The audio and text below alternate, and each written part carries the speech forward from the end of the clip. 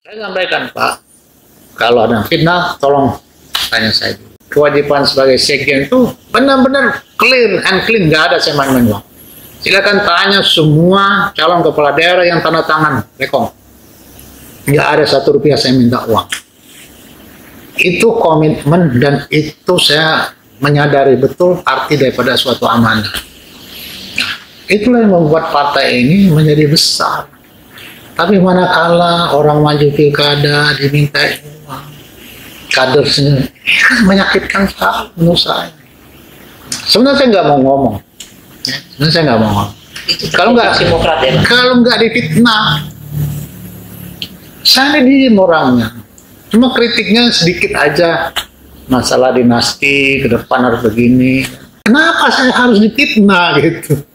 Menyebut itu. Nah, kalau fitnah, kalau memang ada, panggil dong. Saya nih, yang masih anggota kok. Panggil. Ini ada berita gini. Yang mana? Ini buktinya. Clear kan? Keluarkan pemecatan.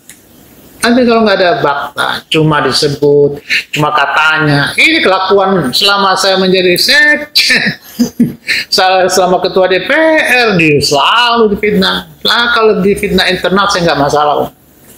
Saya tahu kemampuan orang-orang yang memfitnah itu memang hanya sebatas itu saja. Dia nggak punya kemampuan lebih daripada itu. Saya tahu siapa yang memfitnah. Oh, tahu. Dan saya kemarin sebut terus. Itu orang-orang yang pernah saya bantu. Nah, itulah politik kejamnya itu kan. Fitnah itu hanya untuk dia mendapatkan tempat di samping SBY. Kan lucu. Siapa tuh, Pak? Ya, udah berkali-kali saya sebut. Ya. Yang kemarin nyebut nama saya pertama kali itu siapa? Kata ya semua wartawan saya terbuka. Nggak pernah wartawan siapapun yang ingin saya tolak. Saya ketua DPR itu paling mudah, pejabat yang mudah ditemui. Nggak ada kok. Itu artinya apa? Kejujuran yang kita kedepankan. Nggak ada bohong di balik itu. Kalau kita bohong takut dong.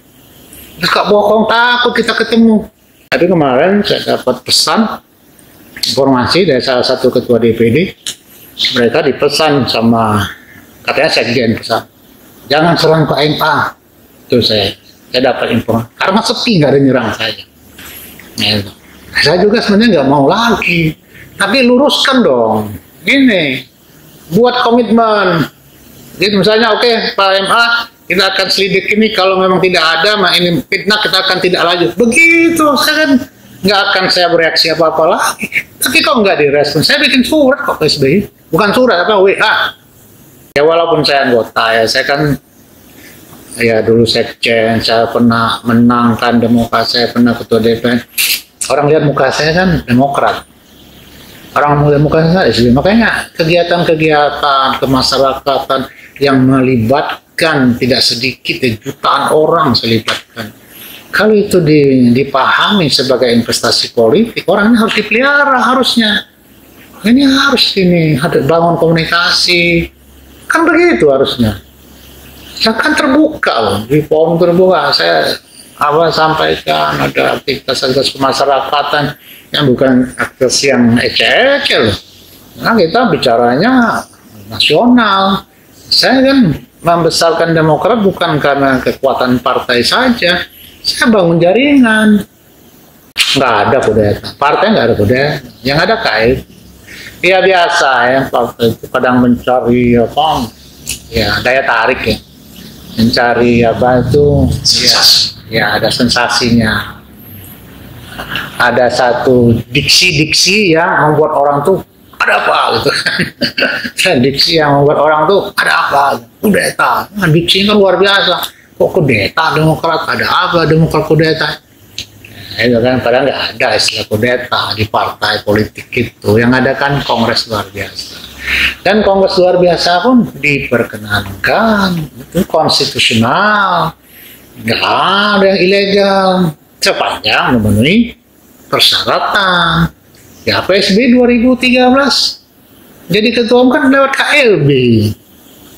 Iya kan? Apakah itu haram? Enggak kan?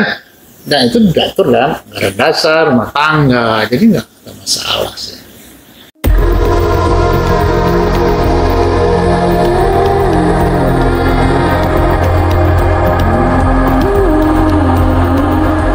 pulang ke Jakarta, tahu banyak wartawan yang bertanya. Bertanya itu memfitnah. Ada DPP yang memfitnah saya. Bahwa saya itu bagian daripada rencana kudeta istilahnya kan. Ada 5 kader dan indikasinya pidato ketua umum itu dibuka kan. Saya dengar ada satu indikasinya yang mengarah ke saya, tetapi kemudian pengurus-pengurusnya menyebut nama saya. Nah, di situ reaksi saya kan muncul, karena terus terang saya selama di partai jaga nama baik partai. Kalau kan tutupkan selama saya di partai saya tidak melakukan hal-hal yang merugikan partai. Apakah saya bermain-main dengan banggar, apa saya bermain dengan proyek, silahkan dibuktikan lah. Saya orangnya jaga baik betul sama sebagai ketua DPR sehingga saya sampai selesai. Dan saya juga tidak pernah menggurusui lah pengurus-pengurus yang ada sekarang atau sebelumnya Pak SBY, tapi saya hanya kritik sekali kritik karena saya masih di dalam sebagai anggota. Kritik saya itu untuk meluruskan kembali jalannya partai ini sesuai komitmennya Pak SBY di awal pendirian partai.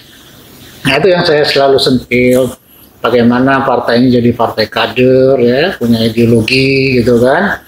Ya, partai kader kan harus ada pendidikan pelatihan kan. Itu partai kader berjenjang pendidikannya itu. Orang masuk kan tidak serta-merta atau dia jadi pengurus inti itu kan. Itu namanya partai kader. Tapi saya harus menyadari juga realita politik di Republik ini kan belum ada yang istilahnya betul-betul proses kaderisasi itu menjadi pertimbangan utama di dalam mengurus partai. Hanya satu yang saya lihat itu PKS ya, dia punya ideologi, tapi kaderisasinya berjalan, nah itu luar biasa. Tetapi bukan tidak mungkin partai yang tengah juga, nasionalis, religius, juga punya ideologi kan, dan itu bisa juga bangun kaderisasi. Dan kita pernah melakukannya, waktu saya sekjen Demokrat kan kita melakukannya.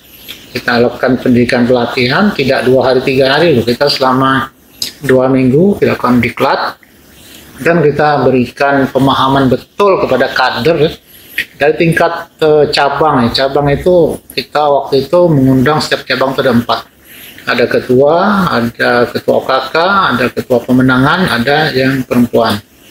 Yang artinya bidang pemuda yang perempuan. 4 setiap DPC. Nah, waktu itu lebih kurang ada 2.500 lebih kader se-Indonesia yang kita lakukan diklat. Banyak 6 angkatan. 6 angkatan kali 2 minggu.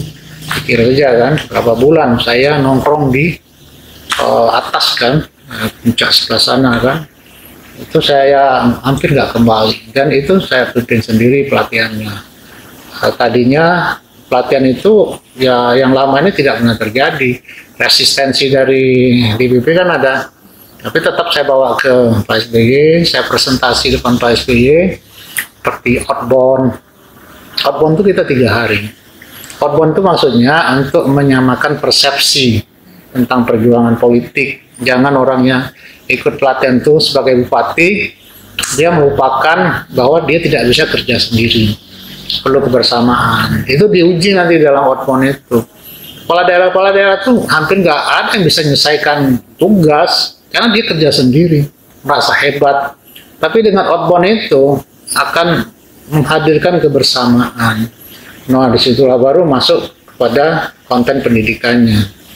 Nah, pendidikan itu sekaligus pelatihan. Pertama yang kita berikan itu masalah wawasan kebangsaan, pemahaman tentang kepartaian, tentang agenda-agenda politik dan sebagainya, itu kita berikan di awal.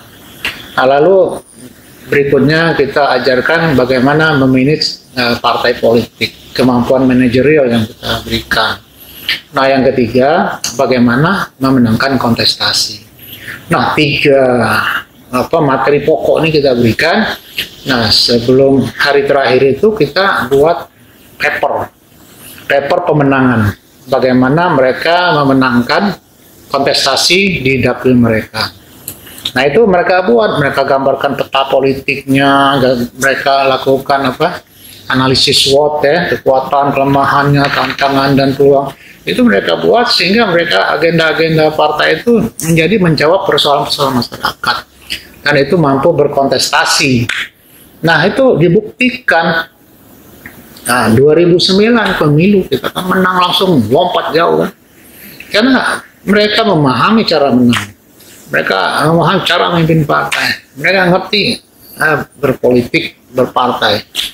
Nah, itu yang kita lakukan.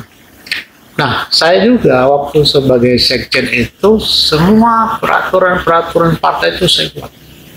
Peraturan, istilahnya PO ya, peraturan organisasi, itu saya buat loh. Saya mencontoh punyanya Golkar. Cuma saya rubah. Saya ke teman saya, salah satu ketua harian Golkar itu Pak Afifuddin Taif, dulu dia komisaris saya di BMN, saya direktur. Waktu saya jadi sekjen saya hubungi Pak Afif, bantu saya mau bikin PO partaian, kasih bener peraturan organisasi, itu saya kerjain semua. Saya ingin partai ini dikelola betul-betul secara modern. Jadi kalau pilkada tuh ada mekanisme pendaftaran dari mana dia, misalnya untuk bupati, wali kota, mereka mendaftar di PJ sana, proses seleksi di sana kan, ada papar, supaya ngerti kan, lalu dibawa ke DPD, baru dibawa ke Jakarta kita rapat, tidak diputuskan 1-2 orang, kita rapat. Walaupun hak itu ada di ketua umum, tapi kita tetap diskusikan. Kalau ketua umum bilang ini pesanan ini, ya udah. Tapi mekanisme itu kita jalankan. Nah, proses musyawarah cabang, musyawarah daerah, itu sudah ada PU-nya semua. Dan itulah kerja manajerial yang saya lakukan.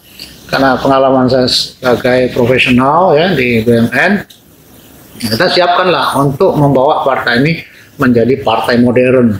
Itu yang saya kerjakan. Nah, begitu terjadi kasus-kasus banyak korupsi kan, begitu saya duduk di DPR kan saya melepaskan diri dari pengurusan. Maksud saya, oke, lanjutkan kan itu kan. Nah sebelumnya saya dengan Mas Amnas cukup dekat juga. Mas, saya bilang waktu dia masih ketua bidang politik, saya sekjen, sampaikan, Mas, tidak ada lagi orang lain setelah saya yang bisa membawa partai ini ke depan menjadi besar. Tolong dijaga betul, saya bilang, partai ini. Itu saya sampaikan, Mas Anas. Jadi saya ini orangnya betul-betul kaderisasi itu berjalan. Nah, tapi nasib partai, dan itu saya yakin hampir semua partai akan mengalami, ya kita terjerat dalam kasus korupsi, karena kader-kader kita yang masuk di tengah jalan, itu kan, ada yang masuk di tengah jalan, nah ini yang merusak partai. Nah, jadi kalau dilakukan kaderisasi, tidak mungkin kasus-kasus korupsi seperti ini akan terjadi. Nah, lalu ya saya kan sebagai orang yang membawa partai dari nol sampai ke menjadi nomor 1 kan, saat ketua DPR itu merasa risih kan kalau lihat partainya tidak dilanjutkan. Dan sebenarnya saya tidak ingin jadi apa-apa. Saya hanya ingin melanjutkan membawa partai ini menjadi lebih baik lagi ke depan. Itu niat saya sih. Nah, saya maju 2010, tapi disitulah sikap kita, saya bilang kita ya, sangat permisif dengan money politik. Itu yang membuat kehancuran partai. Kalau pada saat Kongres 2010 itu kita tidak permisif dengan money politik, dan saya yakin akan menang di situ. Karena saya ngurus partai itu dengan membangun komunikasi yang baik dengan mayoritas ketua DPC, tahu saya. Mayoritas ketua DPC itu punya hubungan emosional. Jadi artinya kalau tidak ada money politik, tidak ada seorang pun yang bisa mengalahkan saya waktu itu. Tetapi itulah kejadian dan itu harus saya terima. Bapak yakin sekali ada money politik saya? Oh yakin, karena saya bawa bukti-buktinya, kader saya itu dikasih dolar, ada beberapa yang lapor saya.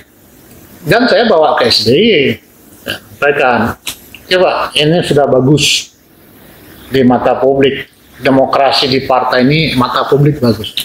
Publik tidak tahu ada permainan begini. Ada dolar-dolarnya disampaikan. Jawaban SBY ya, Pak? Nah, belum saya jelaskan lagi. Tapi Pak, jangan dibatalkan kongres ini. Ini publik sudah menilainya demokrasi bagus di Demokrat ini. Tapi jangan dibatalkan partai. Kongres ini. Tapi syaratnya ada sedang. Saya sebut 1, 2, 3 orang-orang yang menurut saya yang membuat kerusakan ini. Orang-orang yang ketangkap ini banyak kan. Itu saya sebutkan. Orang jangan ada yang kepengurusan Pak, saya bilang. Itu ada saksinya orang-orang saya semua maksud Papua. Oh, ada semua. Saya nggak mau partai ini rusak gara-gara kita meributkan masalah ini. Saya tuh orangnya legowo ya, gitu. Tapi orang-orang yang ini jangan ada di internal partai. Ini yang rusak. Kalau nggak Pak, biar saya di luar saja. Gitu kan? Nah, udah. Saya tunggu aja respon gimana. Entah gimana-mana. Ini menjadi terbalik.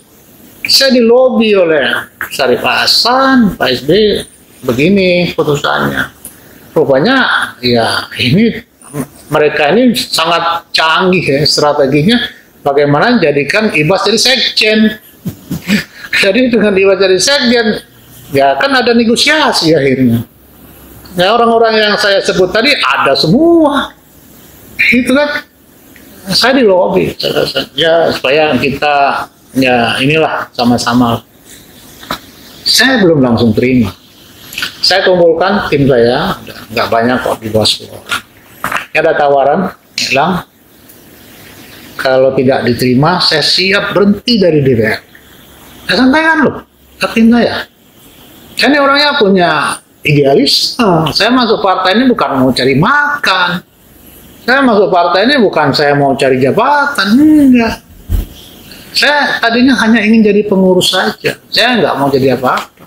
Tapi nasib saya membawa saya, tahu-tahu saya calon. Nyalon karena apa? Kita dipanggil SBY ke istana waktu itu. Jam istirahat lah ya. Siang hari. Saya, Prof. Mubarok, sama Pak Harito dipanggil. Bahwa kita kalah di dalam memperjuangkan threshold untuk presiden. Rupanya ada senario untuk menjegal SBY maju sebagai presiden. Nah, dengan thresholdnya 20%, Demokrat kan paling kecil waktu itu. Hanya 7% kan. Tidak mungkin mengusulkan. Nah, senario ini diatur oleh partai besar. Itu kan. Nah, SBY maunya boleh naik lah. Misalnya dari berapa naik 5%. Kan? Jangan langsung 20%. Senario ini luar biasa mau jegal Pak SBY. Kita dipanggil. Kita kalah di dalam mengesahkan undang-undang itu, walaupun dia punya hak ya, untuk membuat perpu kan, tapi dia nggak bisa apa-apa kan, karena yang koalisi dia, yang dukung partai dukung dia ini yang justru menjadikan threshold ini tinggi sekali. Jadi bukan SBY yang mencanangkan threshold itu tinggi. Jadi ada skenario penguasa DPR menjadikan itu 20%. Saya ini ngomong apa adanya supaya masyarakat juga tahu bahwa ini bukan salah SBY gitu kan. SBY juga terzolimi waktu itu. Nah, karena itu ya udah saya nyalon aja, tempur saya bilang. Tapi saya nggak mau nyalon begitu. Saya nyalon di DKI 3 yang nggak pernah saya turun. Tapi saya pastikan kita harus menang. Dan terbukti kita bisa dapat 21%. Nah, kan itu yang saya alami ya. Nah, karena saya menjalani itu semua. Lalu kalau ada masalah di partai, saya tuh tergerak ya untuk ikut turun gitu loh. Walaupun saya nggak diajak misalnya. Nah, kemana-mana kalau memang orang itu ngerti kan, wajah saya ini kan wajah Demokrat. Gimana-mana orang bilang ini Demokrat. Itu kan orang masih nggak percaya saya sudah tidak ngurus, kan nggak percaya, walaupun saya masih, tapi kan saya nggak ngurus. Ya muka saja masih ada merek SBY-nya. Jadi mana-mana orang ngomong Pak Marzuki ya, di Demokrat ya, Apa kabar Pak SBY? Karena itu selalu. Nah, tentu salam untuk Pak SBY. Ada yang menyampaikan kecewaan juga, itu saya tampung. Ada yang kecewaan, ada yang menyampaikan salam. Ya saya kadang-kadang sampaikan secara tidak langsung ya, ada salam dari gini-gini, itu aja. Nah, akhirnya ya rupanya komitmen awal ya untuk membawa partai ini menjadi partai modern ya. SBY itu ketemu saya 2003 ya, ngajak saya itu waktu saya di Palembang, ketemu ngajak ingin membangun partai modern, partai kader, partai yang tidak tergantung dengan ketokohan gitu kan, partai jangkar itu, wah luar biasa, cerita luar biasa. Saya terus terang, saya sebagai direktur BUMN itu kan ngerti, paham kan, ini partai yang benar. Memang saya udah mau cari-cari politik ya. Ya itulah saya nyemplung kan. Nah, 2004 setelah Pileg menang, aktivitas saya banyak loh. 2003-2004 saya ikut di dalam kita pelatihan kalau bilang ceramah-ceramah politik lah ya. Seperti di Hotel Indonesia pada Januari 2004 saya ingat. Itu kumpul tim kampanye se-Indonesia, caleg-caleg DPR RI kumpul. Setelah SBY memberi arahan, saya memberikan penjelasan pemenangan. Itu. Jadi saya tuh udah banyak bekerja. Pertemuan pertama di Kinasi bulan Agustus tahun 2003, saya juga hadir di sana sebagai orang yang memberikan pemahaman bagaimana meloloskan partai ini menjadi peserta pemilu. Saya sampaikan sistem keanggotaan dengan memperbanyak kartu anggota. Saya buatkan online sistemnya, sehingga kita belikan komputer, kita taruh di PP kan, sistem online. Tapi ya namanya daerah banyak yang gaptek waktu itu kan. Tahu sendiri 2003 saya sudah bicara online sistem kan. Nah, tapi ya lah, ini kan dengan sistem SMS waktu itu kan, dengan laporan telex atau apa lah waktu itu kan. Pokoknya ada laporan aneh-aneh daerah kan, anggota 3.000, enggak mungkin 3.000. Itu realita kan. Nah, jadi saya itu sampai ke pemilu saya ikut terlibat, sampai lolos menang sebagai peserta pemilu presiden. Waktu ikut pemilu presiden, saya dipanggil Pak SBY di Hotel Sheraton Bandara. Kalau salah bulan April, saya lupa ingat tadi tahun 2004. Saya tadi pikir mau rapat, ya kan, mau rapat karena saya didampingi Pak Hadi Utomo. Kan di ruang rapat tuh sudah banyak kertas-kertas biasa kan, ada pena kan. Pikir banyak orang ya, ada mungkin 15 orang pikir mau rapat, saya tunggu dan Pak Hadi. Gitu. Kalau dia mau ke Singapura, Pak SBY kan. Nah, ceritalah. Kita udah berhasil, Pak Marzuki, kita lolos untuk dari legislatif, kita bisa nyalonkan presiden. Itu ceritanya. Saya sudah putuskan, saya akan berpasangan dengan Pak JK.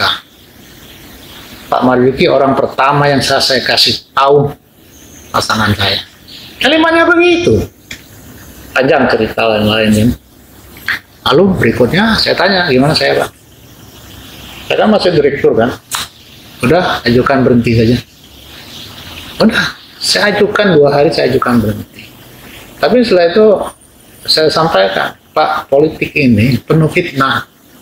Saya sampaikan ke Pak SBY. Nah, kalau ada fitnah tentang saya, tolong diklarifikasi dulu. Jangan Bapak langsung melihat saya, seolah saya ada apa. Tolong diklarifikasi. Karena saya sadar betul, politik ini sudah saya pelajari, orang itu menggapai sesuatu itu dengan cara fitnah, menghalalkan segala cara lah. Biasanya di internal itu terjadi, dan itu saya rasakan. Kenapa? Selama ini saja saya 2003-2004 itu yang memfitnah saya itu banyak sekali. Luar biasa itu, nggak main-main. Tapi saya nggak lihat itu, saya kerja. Saya orang pekerja kan. Nah, itu yang di komen. Saya sampaikan, Pak, kalau ada fitnah, tolong tanya saya dulu. Gitu kan.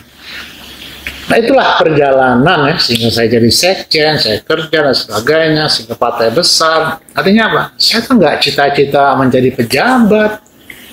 Kehidupan pribadi saya udah lebih dari cukup. Saya nggak mencari uang di partai. 5 tahun saya sebagai sekjen, tidak 1 rupiah saya menerima gaji. Tidak 1 rupiah pun uang dari presiden yang menjabat. Ya nggak ada. Semua uang saya. Dan kebetulan ya istri saya anggota DPD RI, jadi nggak berat bagi saya untuk menghidupi saya kan. Itu. Dan juga saya kan artinya saya juga punya usaha. Jadi saya bisa jalankan kewajiban sebagai sekjen itu benar-benar clear and clean, nggak ada saya main-main uang. Silakan tanya semua calon kepala daerah yang tanda tangan rekong. Nggak ada 1 rupiah saya minta uang. Itu komitmen dan itu saya menyadari betul arti daripada suatu amanah. Itulah yang membuat partai ini menjadi besar. Tapi manakala orang maju pilkada diminta uang, kader sendiri, kan menyakitkan sekali menurut saya. Sebenarnya saya nggak mau ngomong. Sebenarnya saya nggak mau ngomong. Kalau nggak difitnah, saya diem orangnya. Cuma kritiknya sedikit aja. Masalah dinasti ke depan harus begini. Kadang-kadang dinasti kan proses ya. Sebelum dia menjadi partai publik ya, partai milik orang banyak, itu proses kadang-kadang. Saya menyadari itu, nggak apa-apa. Tapi kenapa saya harus difitnah gitu, menyebut itu? Nah kalau fitnah kalau memang ada, panggil dong saya nih, yang masih anggota kok. Panggil, ini ada berita gini, yang mana? Ini buktinya, clear kan? Keluarkan pemecatan. Nanti kalau nggak ada fakta, cuma disebut, cuma katanya. Ini kelakuan selama saya menjadi sekjen, selama ketua DPR, selalu difitnah. Nah, kalau difitnah internal saya nggak masalah. Saya tahu kemampuan orang-orang yang memfitnah itu memang hanya sebatas itu saja. Dia nggak punya kemampuan lebih daripada itu. Saya tahu siapa yang memfitnah. Oh tahu. Dan saya kemarin sebut terus. Itu orang-orang yang pernah saya bantu. Nah itulah politik kejamnya itu kan. Fitnah itu hanya untuk dia mendapatkan tempat di samping SBY. Kan lucu. Siapa tuh Pak? Ya udah berkali-kali saya sebut. Ya. Yang kemarin nyebut nama saya pertama kali itu siapa?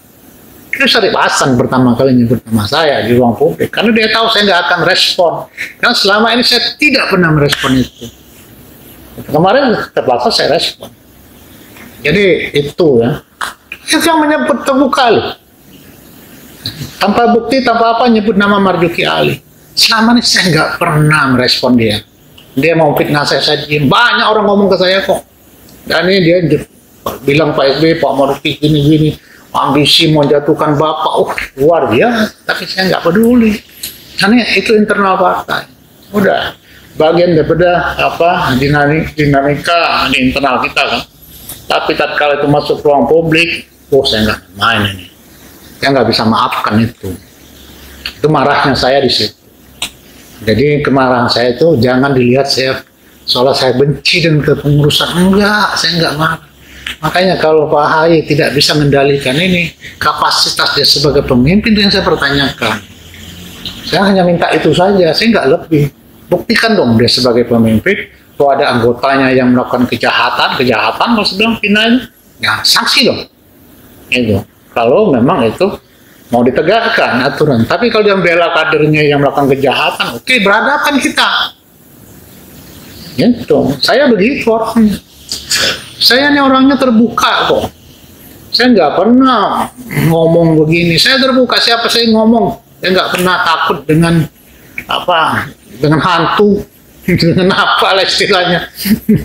Ya kan, jadi orangnya saya ini, kata ya semua wartawan, saya terbuka.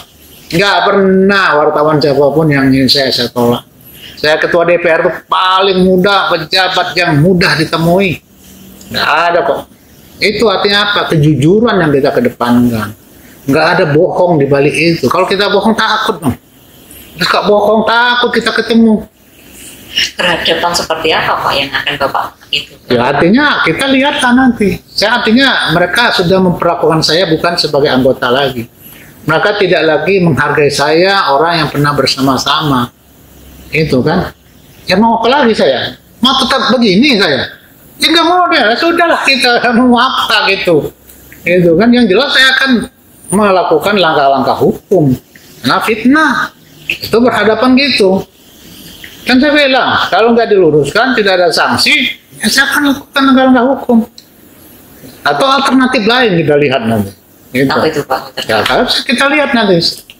Apa yang terjadi kan kita nggak tahu ke depan. Saya mau lihat dulu bagaimana reaksi mereka. Saya sudah sampaikan itu secara terbuka.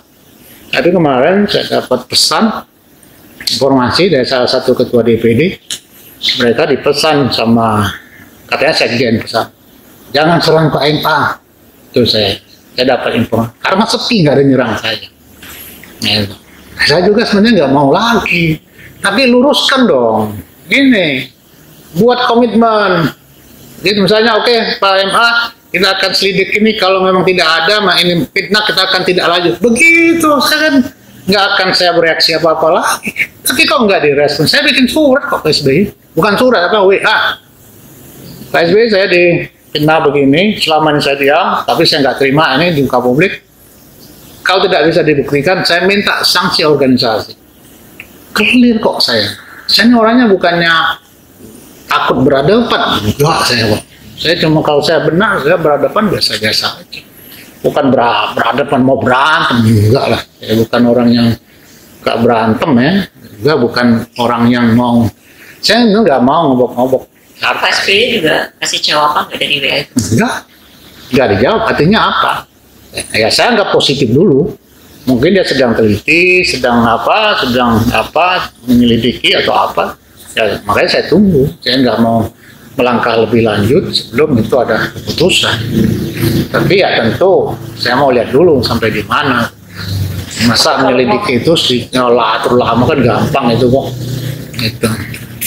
Kalau Bapak sebagai anggota Pak memang di dalam sendiri, di dalam tubuh Demokrat itu seperti apa sih Pak sekarang ini? Ya kalau anggota kan tidak dilibatkan lagi untuk urusan-urusan agenda-agenda politik. Kita kan anggota, anggota itu ya kita ya kerja masing-masing lah. Ya walaupun saya anggota ya saya kan ya dulu sekjen, saya pernah menangkan Demokrat, saya pernah ketua DPR. Orang lihat muka saya kan Demokrat. Orang mulai muka saya SBY. Makanya kegiatan-kegiatan kemasyarakatan yang melibatkan tidak sedikit jutaan orang selibatkan. Kalau itu dipahami sebagai investasi politik, orang ini harus dipelihara harusnya. Ini harus bangun komunikasi. Kan begitu harusnya. Saya kan terbuka loh, di forum terbuka. Saya sampaikan ada aktivitas kemasyarakatan yang bukan aktivitas yang ece-ece loh. Nah kita bicaranya nasional. Saya kan membesarkan Demokrat bukan karena kekuatan partai saja. Saya bangun jaringan. Ada Gatara Garuda Tani Nusantara. Itu salah satunya orang-orang saya siapa? Irfan, ketua OKK yang sekarang ketua OKK-nya dari Garuda Tani Nusantara ini. Sekarang dia ketua DPD Jabar, pernah ketua DPRD Jabar. Hasanul Kasasi. Ini sekarang wakil ketua BPI. Ini orang-orang saya semua. Lalu ada jaringan santri, ada persatuan guru ngaji. Saya nih bangun jaringan kalau mau menang. Baik yang kelompok kiri, kelompok kanan. Ya, kita gabungkan di tengah, jadilah partai ini partai tengah. Semuanya kita rangkul. Jadi bukan menang tuh hanya serta merta karena penguasa. Belum tentu penguasa juga bisa bawa partai menang kalau nggak dibangun grassroots. Grassroots itu penting loh. Tempur ini di darat bukan di udara tempur. Waktu pencitraan betul membangun persepsi, membangun citra itu penting. Tetapi kinerja di darat nih harus ngomong kosong. Kalau di citra bagus di bawah kosong, wah bersih nanti disikat kawan itu. Kata aja pemilu. Ada batas waktu nggak yang Bapak target? Ya saya nggak ada batas waktu. Tunggu aja lah. Ya, tunggu aja. Saya masih disabarkan banyak orang. Banyak sekali orang. Orang udah tahu Bapak. Apa harus sabar? Ya udah saya sabarin. Tapi apa benar ada rencana atau keinginan untuk KLB dari Sampai saat ini saya itu tidak bersentuhan, nggak bersentuhan. Ada saya dihubungi ya, yang teman-teman, ya. Tapi saya netral aja. Saya tidak mau terlalu jauh masuk. Saya khawatir nanti pikiran saya udah nggak netral. Ini saya ingin bicara pada posisinya dulu. Tapi kalau ini tidak diambil langkah yang jelas, saya kan harus bersikap juga. Apa saya langkah sendiri tadi? Kalau saya harus keputusan kemana kan? Itu bisa aja terjadi. Karena untuk apa juga kita berada di situ kalau kita nggak didengar sama sekali? Itu apa? Artinya memungkinkan Pak Marzuki untuk mengikuti ambil langkah opsi KLB kalau yang saya nggak mau berandai-andai lah. Ya. Oke. Saya nggak berani. Saya mau lihat nanti gimana reaksi daripada DPP. Pak, kalau dari yang Bapak gambarkan tadi tentang kondisi partai yang penuh money politik segala macam itu, sebenarnya memang layak nggak sih Pak ada KLB untuk partai Demokrat itu? Yang menyebut layak tidaknya itu yang punya suara. KLB itu yang punya suara. Kalau orang luar tuh nggak punya urusan. Itu yang mesti dipahami. Ya, jadi jangan kita orang yang tidak punya suara kita menyatakan begini, karena yang menentukan yang punya suara. Kalau mayoritas yang punya suara menginginkan dan itu kita tahu disampaikan kepada kita, baru kita lihat konstelasinya gimana. Oh, kalau konstelasinya begini, oh ini memang udah pantes, baru kita bisa ngomong. Nah, saya kan nggak bisa ngomong kita, saya kan nggak tahu kekuatan ini di mana kan. Tapi tidak ada masukan sama sekali ke Pak Marzuki tentang kekuatan-kekuatan itu? Enggak, saya nggak tahu. Even cerita? Enggak, saya membatasi diri untuk tidak masuk ke ranah itu sehingga saya berpikirnya nggak seimbang. Nah ya, tidak kudeta. Nggak ada kudeta, partai nggak ada kudeta, yang ada kait. Ya biasa ya, partai itu kadang mencari apa, ya daya tarik ya, mencari apa itu, ya ada sensasinya, ada satu diksi-diksi yang membuat orang tuh ada apa gitu, diksi yang membuat orang tuh ada apa, kudeta, nah, diksi kan luar biasa, kok kudeta Demokrat, ada apa Demokrat kudeta? Itu kan padahal nggak ada istilah kudeta di partai politik itu, yang ada kan kongres luar biasa. Dan kongres luar biasa pun diperkenankan, itu konstitusional, nggak ada yang ilegal sepanjang memenuhi persyaratan. Ya PSB 2013 jadi ketua umum kan lewat KLB, iya kan? Apakah itu haram? Enggak kan? Nah itu diatur dalam anggaran dasar rumah tangga, jadi nggak ada masalah sih. Kalau pemilik suara ini kan harus kembali ke Partai Demokrat untuk aktif sebagai Saya tidak bercita-cita untuk apa itu minta, diminta untuk begitu. Tapi biarlah saya berada pada posisi saya, di mana saya happy dengan kondisi. Saya ini happy loh. Saya nggak ada stresnya muka saya. Pak, kalau Bapak sebenarnya kan posisinya udah di luar partai kan hanya anggota aja. Ya. Terus kepentingan apa mereka memfitnah Bapak, Pak?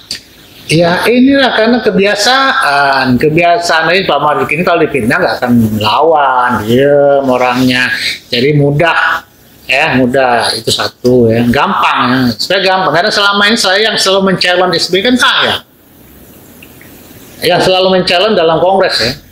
Mulai KLB 2013 saya maju, Pak SBY mau maju, ya sudah. 2010 Pak SBY maunya tadi, saya justru sepakat ya mengakomodir kepentingan DPP. Masa orang nggak pernah ngurus partai jadi ketua umum, ya sudah calon aja juga, gitu kan. 2015 ya saya calon lagi. Tapi saya lihat SBY tetap mau maju, ya saya nggak mau kontestasi sama beliau. Ya udah, Pak SBY akan maju. Gitu. Saya menghargai, apresiasi sekali.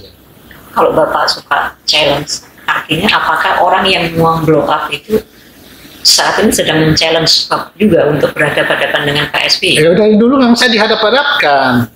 Dari dulu. Sehingga saya itu seolah-olah SBY itu menganggap saya itu musuh. Padahal saya itu maju, misalnya sebagai kader, ingin maju sebagai ketua, menunjukkan demokrasi di internal. Mau kemudian ada musyawarah mufakat, itulah Pancasila kita. Jangan dianggap bahwa saya maju langsung berhadap gitu. Kita nih membangun demokrasi. Kita bilang bahwa partai ini partai yang menegakkan nilai-nilai demokrasi itu pada saat berdirinya kan begitu. Tapi manakala di internal kita tutup ruang demokrasi itu, kita ini partai apa? Adanya apa? Mari kita berdemokrasi. Setelah di dalam nanti ada, kumpul sini kamu. Ini kita gimana ini? Ya udah, kamu duduk manisan. Itulah musyawarah mufakat. Kalau nggak ada musyawarah mufakat, maunya otoriter, ya bukan partai demokrat namanya. Ada keanehan nggak sih Pak, kenapa challenge itu dimunculkan kok baru-baru ini gitu? Bukan dari kemarin-kemarin, Bapak jadi anggota kan udah lama. Kenapa challenge itu muncul? Ya, di saat memang ada gerakan itu. Ini kan ada gerakan. Gerakannya cukup masif loh, hati-hati.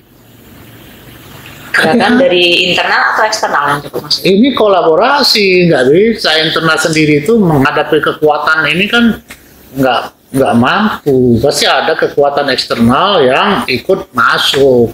Ya itu sah-sah saja kok dalam politik. Nggak bisa kita mau bilang orang ini. Dalam politik itu orang mau apa ya sah. Politik di Indonesia ini yang mana? Politik yang benar, politik yang sehat. Ya kan? Masih menjadi pertanyaan Pak. Apa tujuan dari men-challenge Bapak ini Pak? Ya nggak ngerti, saya tanya dia. Saya nggak ngerti nama nyebut nama saya. Nah, setelahnya itu ada Yusodarso yang ngomong. Yusodarso ngomong yang di sini berkolaborasi ada paksinya Anas, paksinya HU, paksinya MA, paksinya Marzuki Ali. Nah ini berhadapan dengan paksinya SBY gitu. Nah itu kan. Padahal Anas nggak tahu, HU sudah almarhum, saya nggak tahu. Dan yang jelas paksi saya itu, ini kan sebut paksi kan karena pendukung ya, pendukung waktu kongres.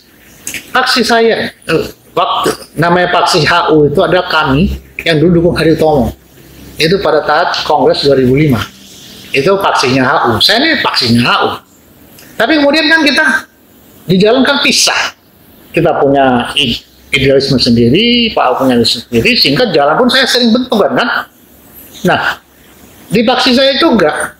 Udah banyak yang kemana-mana. Ada yang jadi bedum. Bedum DPP itu orang kaya. Rifki ini antara Anas dipakai oleh ketua umum sekarang.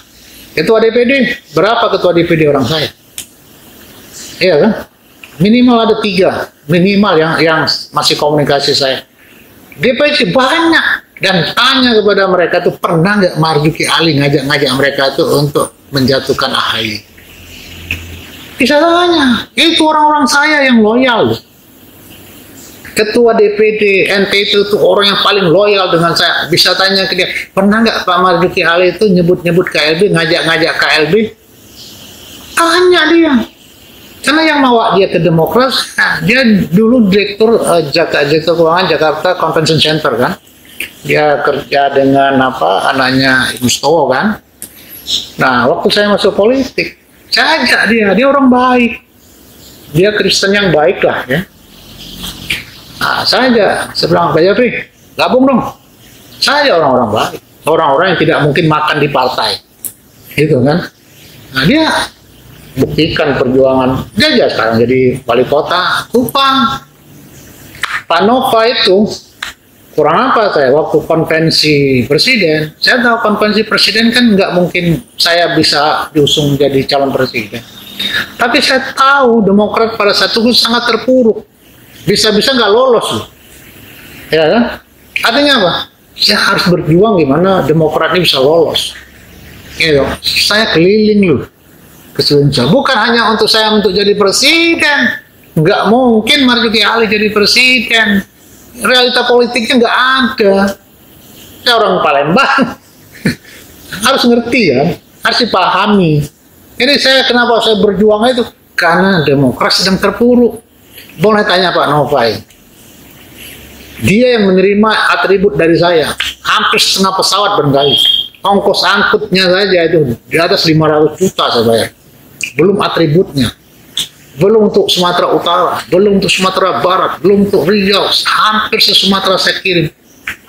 Se-Jawa saya kirim. NTT saya kasih. Kalimantan. Yang Indonesia Timur yang nggak saya kasih. Karena terlalu jauh ongkos angkutnya terlalu mahal. Dan uang itu saya dapat dari mana? Saya jual aset saya. Aset saya yang bagus sekali saya jual.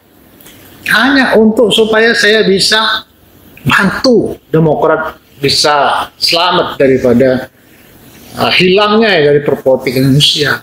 Dan saya tidak kampanye di daerah dapil saya. Makanya saya nggak dipilih orang. Walau saya nggak kampanye masih dapat suara 60 ribuan saya. Cuma yang nomor berikutnya itu nggak ada yang kerja, nggak ada dapat suara semua. Hanya kan numpuk di saya sendiri. Kalau di bawah ini kerja, masih dapat kursi di Jakarta Utara itu, dapil 3. Tapi saya nggak kerja aja, orang masih milih saya. Artinya apa? Ada sesuatu yang kenapa orang pun masih memilih. Nah itu kan, jadi harus dibuka, di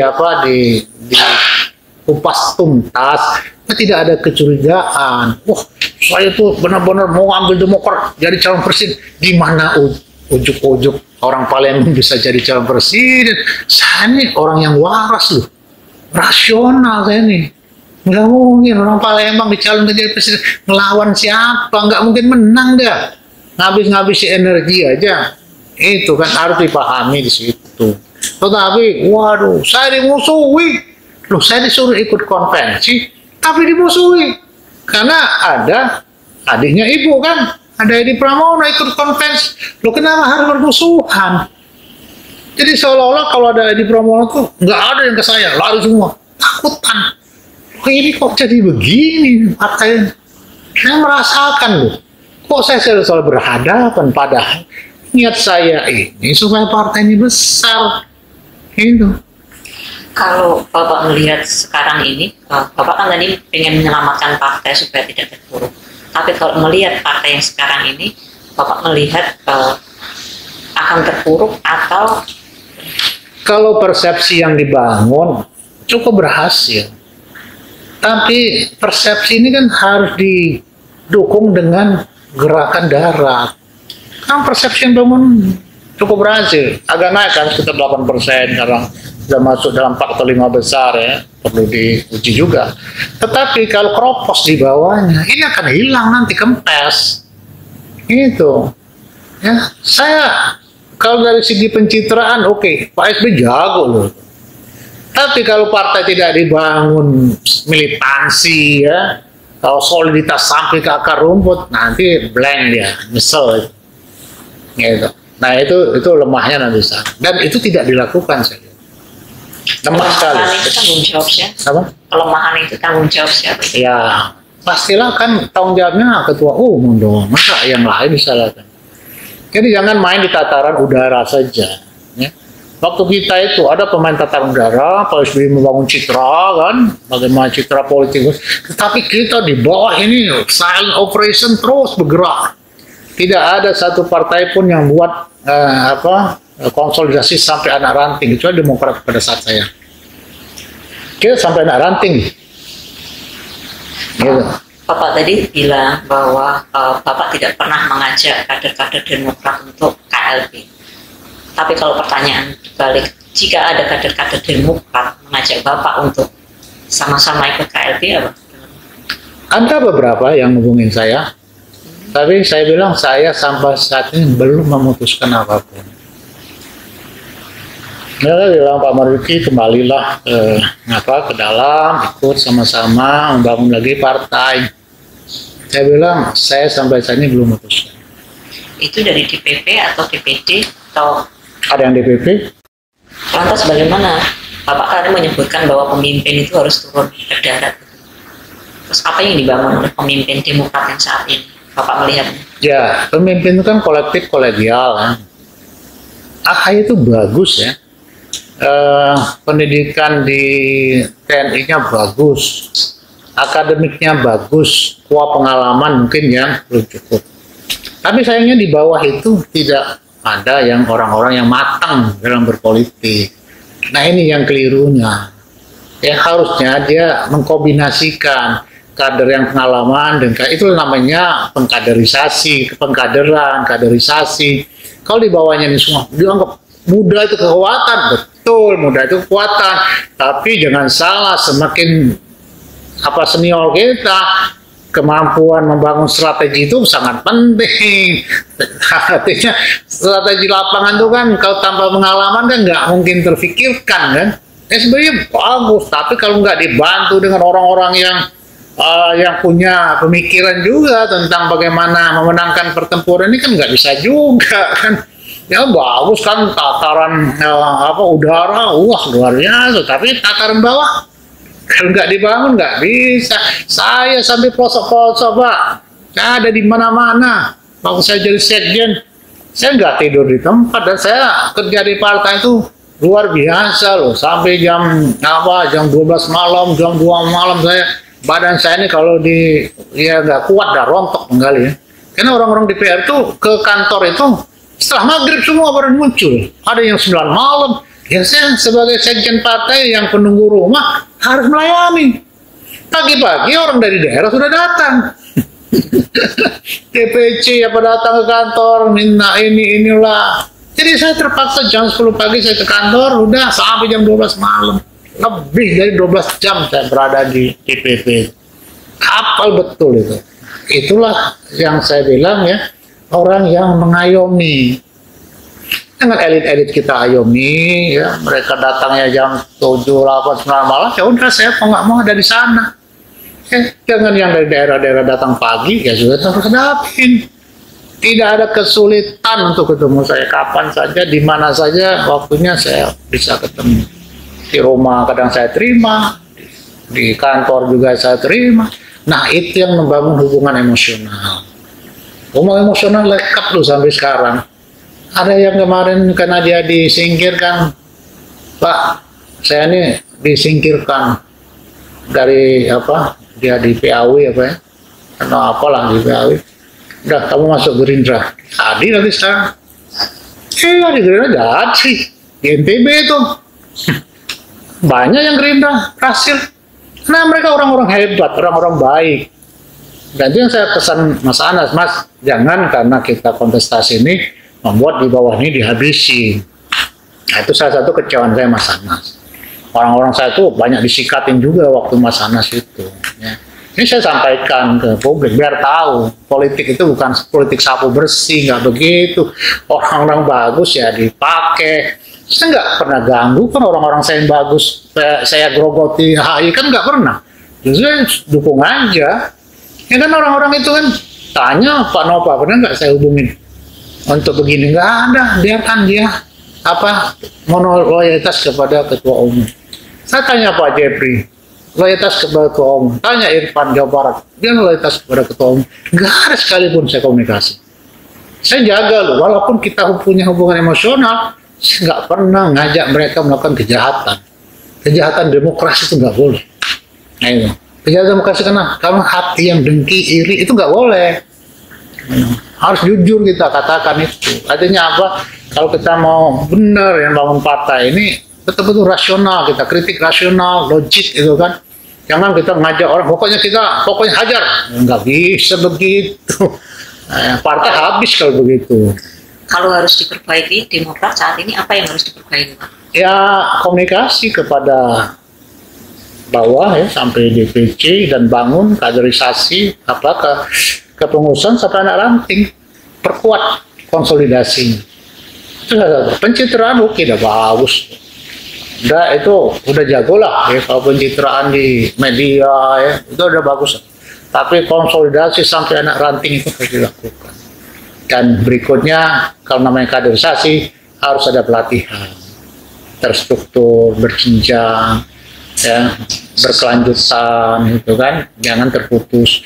Saya tawarkan seperti tahun 2014, Pak, saya bilang, saya WA, Pak, saya bilang, ini kader-kader ini pasti ada banyak yang baru, Pak. Kita buat lagi pelatihan seperti dulu. Yang dulu pernah ikut, kita naikkan kelasnya lagi, ada kelas atasnya, nggak direspon, ya sudah. Karena saya bukan pengurus, saya nggak punya kewenangan apa-apa, ya udah, walaupun saya waktu itu 2014 masih sebagai wakil ketua majelis tinggi, saya sampaikan, ya saya ini orangnya punya itikat baik, tapi selalu dicurigai, oh nanti kaderisasi Pak Mariski galang lagi. Nah, kepikirannya kan jadi, ya jangan saya ditampilkan di situ. Kalau takut saya menggalang, dia ditampilkan. Suruh siapa yang tampil di situ. Ya, tapi harus punya konsep. Terus pelatihan kita lakukan pada tahun 2009. Berarti ini Materinya itu kita siapin. Nggak ada kita ngundang dari luar, materi bawa sendiri, dari luar bawa sendiri. Mereka nyampaikan saja, ini materi kita. Silakan dia kemas dengan bahasa dia, tapi ini materi. Karena sasaran pendidikan harus jelas dong. Saya berkecimpung dalam dunia pendidikan. Saya punya pendidikan dari TK sampai perguruan tinggi, sekarang saya rektor, gimana saya menghasilkan alumni saya yang hebat-hebat, itu kan pikiran saya. Nggak ada pikiran seorang pendidik itu menjadikan anak buahnya, anak didik itu orang jelek, enggak lah. Nah, saya berpikir bagaimana ya, kader-kader saya ini orang hebat semua nantinya ke depan. Oh, itu kebanggaan luar biasa bagi saya. Itu. Kalau saya kan ada misalnya dulu mahasiswa saya sekarang di Belanda, Pak saya sekarang Belanda, saya sekarang ambil S2 dari BI, saya terima di BI. Rasa senang saya. Ada lagi yang jadi tentara, itu guys telepon, Pak saya dulu alumni Bapak gini-gini. Itu kan kayak rasanya kan kebanggaan yang luar biasa gitu. Jadi bukan berarti kita mau hiruk pikuk itu, mau berkuasa, mau jabat, udahlah, saya udah cukup dengan jabatan itu. Tapi bagaimana kita membangun anak bangsa ini jadi orang-orang hebat. Itu yang paling penting, bukan hanya di partai saya ya. Tapi semua partai harus memikirkan kaderisasi, karena mereka adalah calon pemimpin masa depan.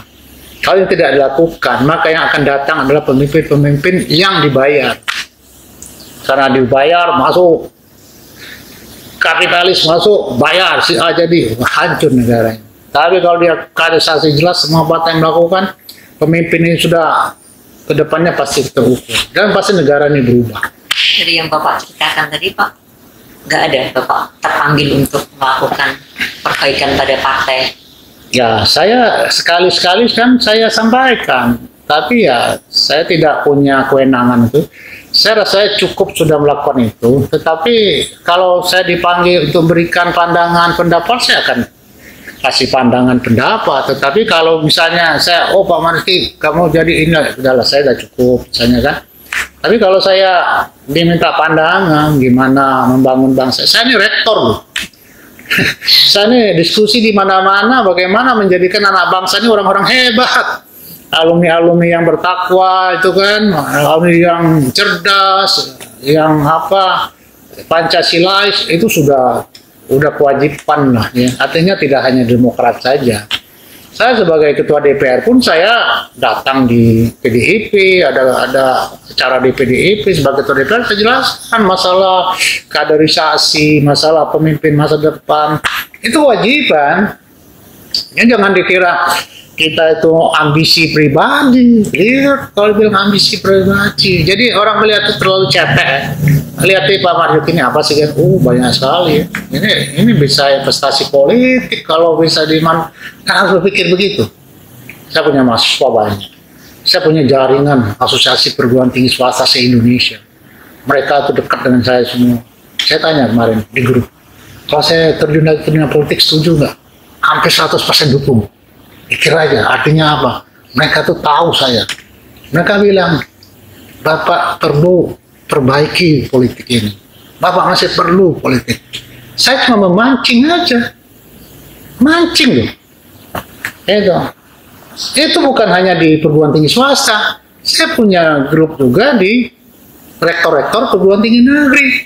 Ada guru-guru besar di sana, ada orang peduli dengan masalah bangsa. Saya tanya juga, boleh saya lihatin, dapat. Rata-rata semuanya, Marzuki harus kembali ke politik. Karena dia tahu kiprah saya di dunia pendidikan. Gimana saya ngawal pendidikan ini supaya menjadi menghasilkan orang-orang hebat. Dan tidak ada kita berpikir pragmatis ya, pendidikan itu jadikan bisnis, nggak ada. Jika banyak orang yang beranggapan Bapak layak terjun lagi ke dunia politik, bagaimana Pak Marzuki sendiri ingin terjun ke dunia politik? Begini loh, politik itu bagus kalau cocok dengan kita, partai politiknya. Kalau nggak cocok, kita rusak di dalam. Gitu. Artinya kalau mau perbaiki sama-sama negeri ini, ayo mau saya. Tapi ayo sama-sama baik gitu. Saya nggak jadi apa-apa, nggak apa-apa kok. Ayo baik sama-sama. Kelola partai secara transparan. Jangan seolah-olah keputusan saya sendiri yang nggak bisa. Kalau mau ingin maju ya partai itu. Gitu. Jadi kelola partai politik secara transparan. Ya, akuntabel. Ya. Kemudian ya jelas ya tugas tanggung jawab masing-masing itu jelas. Jangan semuanya aku sebagai ketua umum, aku punya otoritas, nggak didengar lagi suara orang. Nah, itu belum tentu keputusan yang terbaik. Itu berlaku untuk partai politik semua atau hanya di Berlaku untuk semua. Nah, karena bicaranya rektor loh. Oke Pak, terima kasih Pak. Oke, makasih. Mohon maaf kalau ada salah ya.